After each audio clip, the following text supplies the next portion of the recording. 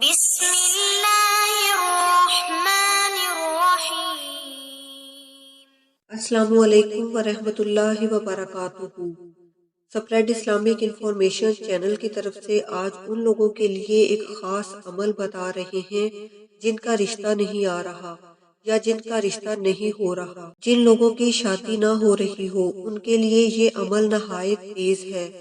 2 رکعت نماز نفل توبہ کے پڑھیں اور کپڑے سینے والی مشین سے قرآن پاک کا ایک غلاف روزانہ بنائیں اور مسجد میں موجود قرآن پاک پر چڑھا دیں اور اللہ تعالیٰ سے دعا کریں کہ اے مولا کریم، میں نے تیرے قرآن کو غلاف دیا ہے اور لباس دیا، اور تو خود کہتا ہے کہ میاں بیوی ایک دوسرے کا لباس ہیں، تو مجھے بہترین عطا فرما۔